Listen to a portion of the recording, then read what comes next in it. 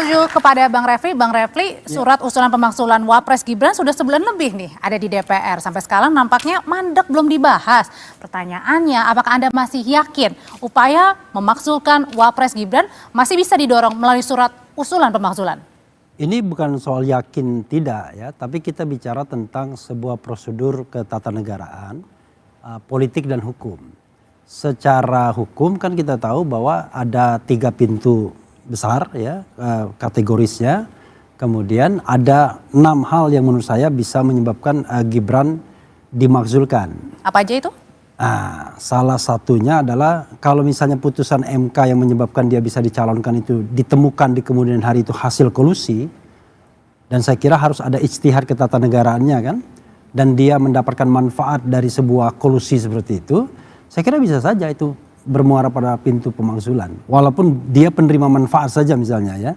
Karena bagaimanapun kan kalau doktrin MK tidak boleh orang itu diuntungkan dari perbuatan jahat orang lain atau sebaliknya dirugikan dari perbuatan jahat orang lain. Nah itu satu. Yang kedua, saya melihat Fufu Fafa.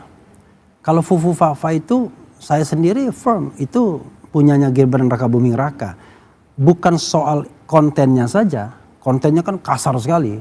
Pornografi, bicara kasar, ngatain dan lain sebagainya. Bahkan menyebut alat kelamin dan lain sebagainya. Tetapi dia sudah melakukan kebohongan ketika menjadi wapres. Ketika ditanya, itu Fufu Fafa punya siapa? Takon sing duwe kata dia. Tanya yang punya. Artinya kan dia mendinai. Dia menolak bahwa itu punya dia. Itu kebohongan publik yang bisa kita masuk pasal tentang perbuatan tercela misalnya. Nah berikutnya lagi adalah terkait dengan tudingan yang dituliskan oleh Purnawirawan ini, yaitu soal menerima aliran dana dari kelompok bisnis yang banyak diuntungkan dalam masa pemerintahan Jokowi, dan angkanya hampir 100 miliar yang kita tahu itu ada Ventura begitu. Nah berikutnya lagi kan baru berapa? Baru 3 kan? Oke, kita fokus dulu Bang Refli ke tadi yang akun Fufu Fafa. Akun Fufu Fafa itu kan ada pada saat sebelum menjadi wapres, sebelum kemudian juga menjadi calon. Emang bisa di flashback lagi, berlaku surut? Ya, jadi saya nanti minta konfirmasi ke Pak Maru juga sebagai mantan hakim konstitusi. Saya mengatakan bahwa bukan kapan perbuatan itu terjadi, tetapi pada saat posisi seseorang itu apa. Jadi ketika misalnya sebuah kejahatan terbongkar dan dia dalam posisi sebagai wakil presiden, maka berlakulah yang namanya impeachment proses di pasal 7A. Nggak bisa dia pengadilan negeri, pengadilan tinggi, Mahkamah Agung. Sebaliknya, dia melakukan kejahatan pada waktu wapres tapi sudah selesai, maka berlaku prosedur pidana biasa. Kan begitu. Jadi posisinya bukan dilihat kapan kejahatannya. Nah, kalau kita lihat soal Fufu Fafa ini kan saya udah bilang 2 dimensinya. Konten masa lalunya iya, ya kan sangat kasar sekali dan lain sebagainya. Tetapi kebohongan masa kininya ketika dia jadi wapres, dia tidak mengakui bahwa itu akun punya dia. Kalau dia misalnya katakanlah secara gentleman dia mengatakan itu akun punya saya dan saya itu terjadi ketika saya masih muda atau 5-10 tahun yang lalu ketika ada konflik, ada kampanye dan lain sebagainya dan saya minta maaf. Kan begitu misalnya. Itu barangkali ada juga celah untuk dimaafkan. Tetapi ini dia sudah membuat perbuatan tercela karena dia mengatakan itu bukan punya dia. Jadi dari beberapa kemudian alasan-alasan yang kemudian bisa kemungkinan untuk memasukkan Gibran, ini salah satunya yang menjadi highlightnya adalah akun Fufu Fafa itu ya, Bang Refli ya. 99,9% kata Roy Suryo asli punya Gibran. Oke, gimana Pak Marwara? Emang bisa berlaku surut kemudian sebelum menjabat sebagai wakil presiden akun Fufu Fafa itu? Saya kira persyaratan presiden itu dan wakil presiden tentu sangat berat. Oleh karena itu kalau dikatakan dia tidak layak dan tidak layak lagi, maka tidak ada persoalan di masa lalu. Apalagi kalau baru diketahui pada saat ini. Itu menjadi suatu syarat yang benar-benar harusnya dipenuhi di masa lalu dan kemudian lolos tanpa diketahui, tapi sekarang baru diketahui, syarat itu tetap termasuk di dalam syarat-syarat yang disebutkan di dalam pasal 7A. Salah satu, apakah itu perbuatan tercela, apakah itu secara etik merupakan perbuatan yang katakanlah tidak pantas atau mencemarkan kedudukan daripada seorang wakil presiden, dan itu sah menjadi alasan untuk diajukan, kalau kita lihat pasal 7A itu, untuk meminta.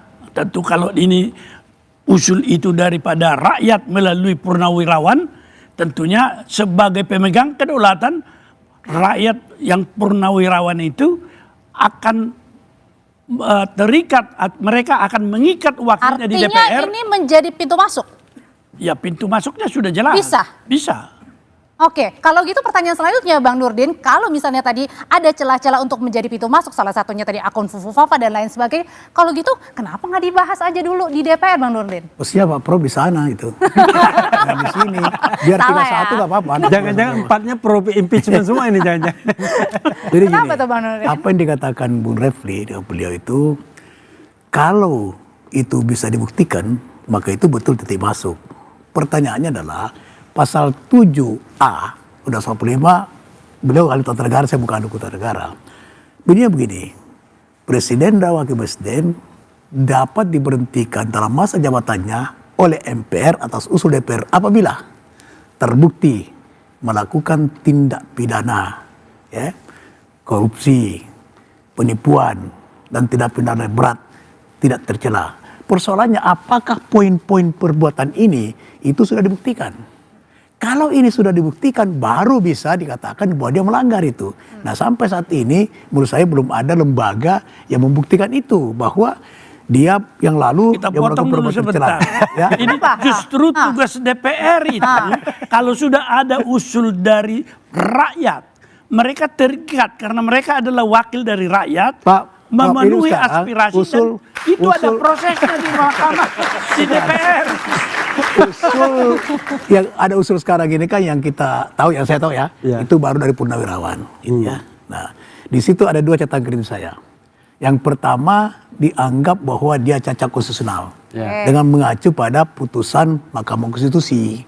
Ini mau cacat konstitusional, mau kontroversial, itu adalah fakta hukum bahwa itu adalah sudah sesuai dengan undang-undang. Kenapa? Karena keputusan MK itu final yang banding. Bapak kan mantan hakim konstitusi. Nah itu. Sehingga ini tidak bisa kita katakan bahwa ini adalah melanggar atau cacat konstitusi. Maksudnya gini, Dua, Bang Nurdin. dikatakan bahwa tidak punya kemampuan. Kan itu dua itu catatan kritis saya itu. Nah, ini siapa yang bisa menilai? Gibran ya, itu menurut fakta itu waktu dia wali kota banyak penghargaan dia terima itu. Jadi kita tidak bisa menilai seseorang sebelum dia melakukan. Kalau gitu kenapa sebelum menilai itu kenapa nggak dibahas dulu aja? Ini kan belum dibahas. Nah begini, di DPR itu ada mekanisme tertentu yang harus kita lewati ya. Di sana ada badan aspirasi. Ini yang diajukan oleh peraturan kita menghargai. Sebagai segelintir rakyat yang berdaulat. Ketika kita memilih proses ketatanegaraan kita dengan demokrasi harus berdasar hukum. Tidak boleh juga sewenang-wenang. Harus taat asas. Ini sebuah aspirasi. Aspirasi ini di DPR itu ada banyak badan aspirasi. Nah, badan aspirasi ini yang akan nanti merapatkan itu, ya, membahas. Nah, ketika hasilnya apakah ini patut dilanjutkan ke pimpinan DPR atau tidak, itu urusan badan aspirasi nanti. Itu. Tidak semua aspirasi yang masuk ke DPR itu harus dijawab. Beda kalau instansi. Ya, instansi pemerintah, instansi eksekutif. Tapi aspirasi ini Pak merupakan hal yang diatur dalam konstitusi, beda dengan yang Bapak bicarakan. Bukan, ini tata tertib. Tata tertib ini. Tata tertib itu kalau ada begitu, maka badan aspirasi berbeda tentu menyampaikan kepada pimpinan DPR, bukan? Karena ini diatur dalam konstitusi, aspirasi seperti itu harus ditampung Pak. Karena mereka adalah pemegang kedaulatan. Ini sudah ditampung kemudian dibahas dalam mekanisme Pak. Dibahas. Mestinya Bapak pindah dulu ke sana. Bapak pindah dulu ke sana baru kita debat. Senang juga kita lihat orang debat. Jadi Pak Marwar, sebenarnya tapi kalau menurut pandangan Bapak sendiri sebenarnya ini sulit nggak sih untuk dibuktikan apa sebenarnya ya udah dibahas aja dulu. Ya saya kira prosesnya di DPR itu kalau ada angket sebenarnya yang disetujui oleh 25 anggota dari lebih dari satu fraksi untuk membentuk itu adalah tugasnya dalam rangka pengawasan menyelidiki apa yang Termasuk dikatakan ya berarti. oleh aspirasi yang dibawakan purnawirawan. Baru kemudian kalau sudah disetujui itu oleh rapat pleno, bekerja mereka menyelidiki, itulah tugas yang diberikan kepada panitia angket itu, tetapi tidak langsung hanya dibahas, tidak dibahas karena ada pimpinan-pimpinan yang merasa itu merugikan. Tidak semua aspirasi harus dibahas, tapi begitu aspirasi itu memiliki bukti yang kuat, alasan yang kuat berdasarkan konstitusi, pasti direspon. Jangan-jangan belum ada buktinya. Saya tambah gini, jadi ini kayaknya ada sesat pikir juga nih Bang Nurdin. Karena begini, tapi saya senang juga beliau membela Gibran. Oh, saya bukan membela. Karena begini, satu ya sesat pikirnya adalah seolah-olah tadi dia bilang kumulatif kan. Ini enggak kumulatif, ini alternatif. Jadi 3 pintu itu satu saja terbukti, ya kan? Itu bisa kena. Nah, itu kedua, purnawirawan itu tidak hanya bicara tentang kemampuan rohani itu juga Bung Rafli, saya setuju ya, ketika ada bukti. Iya. Nanti saya sampai ke bukti itu. Jadi kemampuan rohani itu juga syarat bisa diimpeach kalau seandainya ada masalah di sana. Korupsi jelas itu bagian dari impeachment proses juga. Kemudian fufu-fafa kalau diterjemahkan sebagai perbuatan tercela jelas juga sebenarnya. Jadi saya mengatakan ada 6 pintu masuknya. Nah, berikutnya adalah ini yang sering salah. Mana buktinya? Kalau sudah terbukti, enggak. Justru dari aspirasi itulah kemudian DPR dan MK itu bekerja nantinya. Kalau DPR setuju angket dan kemudian diterima sebagai hak menyatakan pendapat, jadi apa pendapat DPR? Gibran sudah misalnya melakukan perbuatan tercela, misalnya begitu. Hasil apa? Hasil penyelidikan DPR yang bahan mentahnya bisa diberikan oleh masyarakat. Jadi nggak ada dulu ada putusan terbukti nggak? Kan kalau terbukti itu berarti minta putusan Mahkamah Agung dulu atau Pengadilan Negeri dulu, nggak ada. Itu adalah yang namanya perpaduan antara impeachment dan forum privilegiatum. Jadi forum khusus untuk mengadili di pengadilannya di MK. Sementara forum politiknya ada di DPR. Nah di 2 institusi itulah akan ada penentuan apakah dia memenuhi syarat article of impeachment apa enggak. Kalau gitu pertanyaan selanjutnya adalah apakah dengan tadi ada beberapa pintu masuk kemudian juga ada landasan hukumnya, ini yang terjegal ini siapa? Jangan-jangan ada ranjau politik. Nanti usai jeda ya Bapak-bapak, tetap bersama kami.